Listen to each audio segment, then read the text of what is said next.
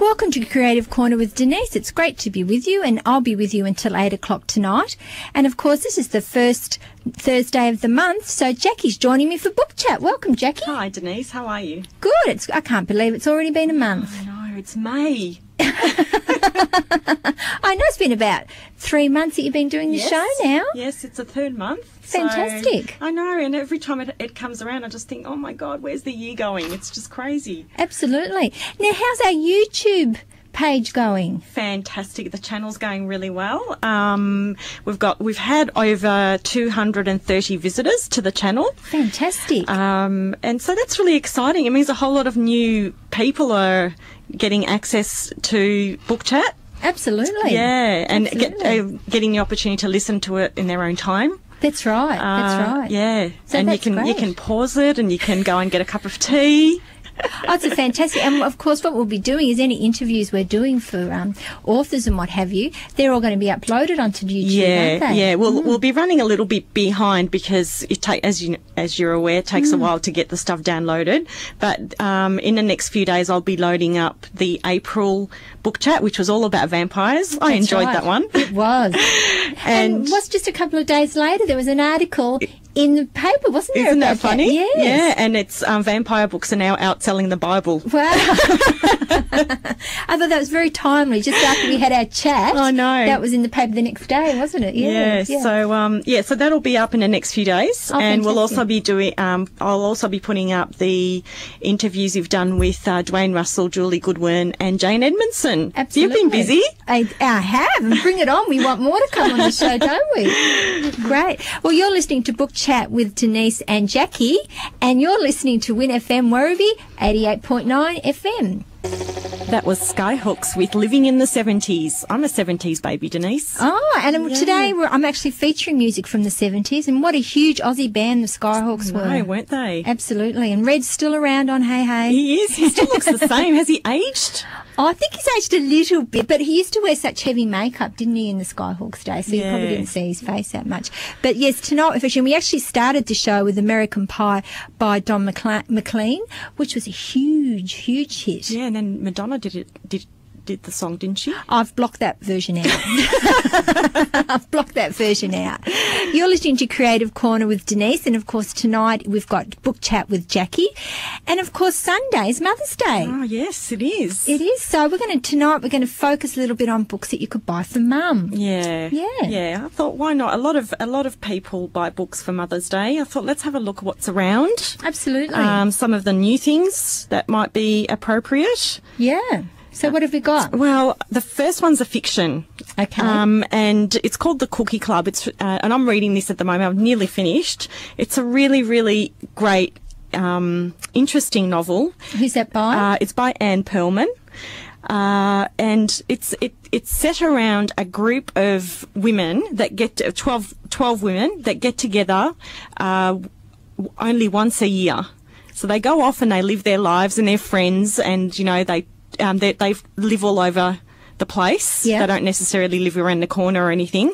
And they, for the first Monday of December every year, they all get together at someone's house and they all bake cookies and bring along a baker's dozen. So they bring along 13 bags of cookies. Okay. And so each person that comes gets a bag of everyone's cookies, plus they put a bag in a charity. Yes. For charity. Yeah. And so they sit down, they drink wine, they eat, they tell, and they focus about telling the story behind why they baked that particular cookie for that year. So they're different cookies every year. Yeah, everyone cooks different cookies.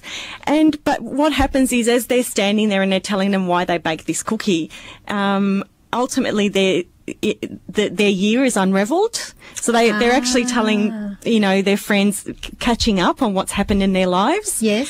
So it's just a really interesting way of exploring these women's lives. Yes. So it's full of love and conflict and yearning and, their insecurities about men. And, one particular woman's having an affair, and all these sorts of things are coming out. So they come together once a year? Once a year, yeah. So they all will see each other individually at different times, but this is the only time they all get together in the one room. Yeah? Yeah. So it's just it's a feel-good. It's a feel-good book, ultimately. Oh, just a really, but I feel like I'm really relating to the women. Mm-hmm. You can take bits and pieces from all of their lives and relate in different ways. And how long's that been out? Oh, only a few weeks now. Okay, so it's fairly new. Mm-hmm. But what I like about it also is that the recipe for each cookie is included in the book. So when you start the chapter... So you can eat your way through the book. Cookbooks seem to be evolving into like providing a bit more information than just being a recipe book. Yes. So there's a few that I've seen more recently where you'll have like interesting information about the ingredients or about organic farming or that sort of thing. So I've seen that combination before. Yeah, so Anne Perlman, it's her first book was actually a memoir. It was actually non-fiction. Okay. It was about, and it was nominated for a Pulitzer Prize. Oh, is that right? Yeah. That's and pretty good for your first book. Yeah. But this is her first fiction book. Okay. So it's already been optioned for a film. Oh, really? So, yeah. Every writer's dream. Yeah. So she's doing all right for herself. She is. Yeah. So this is only her second book. Yeah. Oh, wow. Yeah. And she's she lives doing in Michigan. So, and in the States, it's actually called the Christmas Cookie Club. But in Australia, they've called it the Cookie Club. And I suspect it could be because they didn't bring it out in time for Christmas here. Oh, okay. Yeah, but okay. it's still relevant. So, yeah, so that's really good. I'm looking forward to finishing that one. I've only got a couple of chapters left. Terrific. So, yeah, I guess the only disadvantage with that one, I would say, is that you get you get a chapter for each person.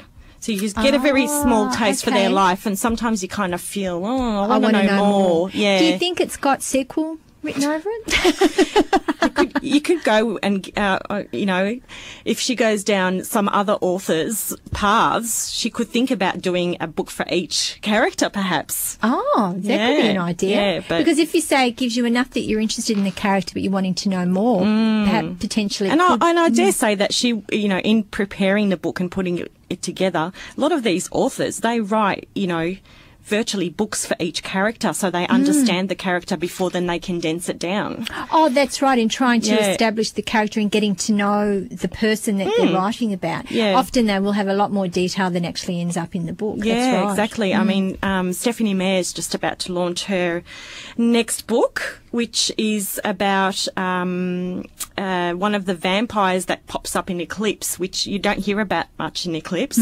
but she obviously had a whole lot of notes sitting there about this newborn vampire. Yeah. And, she's calling it a novella because it's a lot smaller than her usual books. Right. But yeah, that's coming out in June, and that will be all about one particular vampire. So you really just got a little, I was going to say you just got a taste of that vampire, but then I thought, but I had to say it because it was out there.